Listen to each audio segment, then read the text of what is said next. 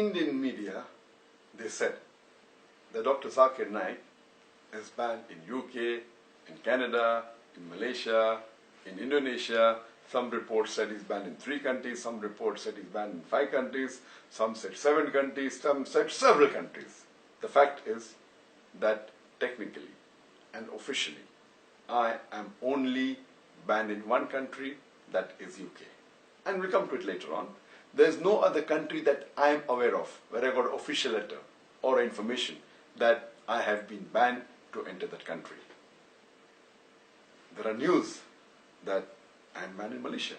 In fact, hardly 3 years back, in November 2013, I got the Toko Mahalijri Award, which is the highest award in Malaysia given by the King of Malaysia and the Prime Minister of Malaysia. Imagine the intelligence of Malaysia, but natural, they made my records and then gave this award to me.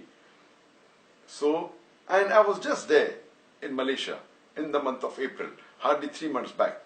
And there I met the Prime Minister, the Deputy Prime Minister, the Home Minister, the Islamic Minister, the Sports Minister. In a span of about 4 days, I met about 15 ministers and chief ministers. Imagine, I'm banned in the country and I'm meeting the head of the country, I'm meeting the king, I'm meeting the Deputy Prime Minister. It is an irony. So this is what the media does. It picks up some information they get from hearsay, from some gossip, and they give it in headlines as though it's a gospel truth. Regarding my ban in UK, the only country which technically I am banned, and officially am banned, is UK.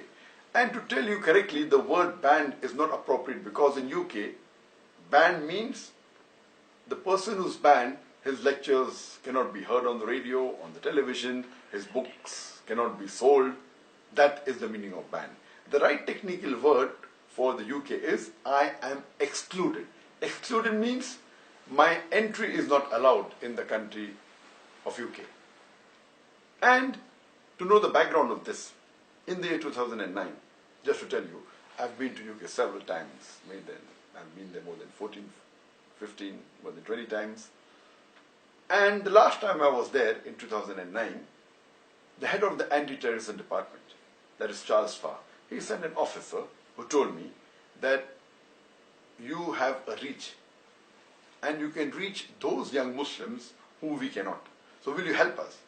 And I told them, I'm most willing to help you as long as you guarantee me 2 things. Number 1, you should not ask me to do anything against the Quran, which is the word of Almighty God, and the Sahih Hadith, which is the saying of Prophet Muhammad, peace be upon him. And they agreed. So imagine the head of the anti-terrorism department wanted my help to reach those people who they could not reach. And I'm aware that my popularity is there in different parts of the world, especially in UK.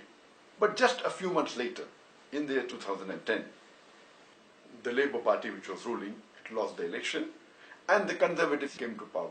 And in about 3 weeks' time, less than 1 month coming to power, the Home Secretary Theresa May, she sent an official notice and said that I am not allowed to enter the country, though I had a valid visa, which was issued in 2009 for 5 years.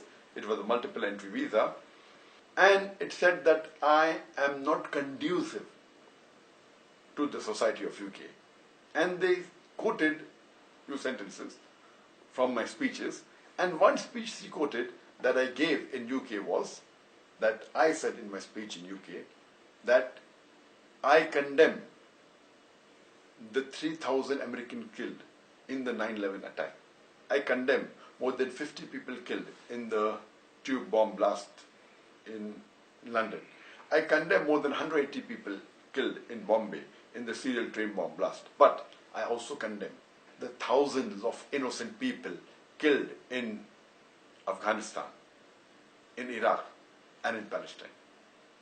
Imagine, she is not allowing me to enter the country and she thinks that I am not conducive for UK because I said, besides disagreeing with the first three attacks of 9/11, London bombing, as well as Bombay serial train bomb blast, I also said I condemned the thousands of innocent people killed in Afghanistan, Iraq, and Palestine. And she doesn't like it. I went out of the way to prefix the word innocent before I mentioned the thousands of people killed in Afghanistan, Iraq, and Palestine, to be careful that no one misuses and says that I am supporting certain terrorists of these countries. When I used the word Americans, I didn't prefix the word innocent, neither for UK, neither for India. Even going out of the way, she officially writes a letter. And imagine, it's illogical.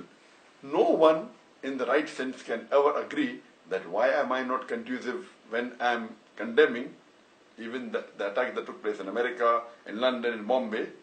Why do they don't like when I condemn the attack that took place in Afghanistan, Iraq, and Palestine? These are the double standards. So because of this, this letter said, I'm not allowed to enter. And normally, and technically, this is valid for 3 years. And that 2010 it was issued. So this letter was valid till 2013. So technically, I can apply for a visa for UK. As far as all the other countries in the world are concerned, I don't know of any other country in the world where I have been banned.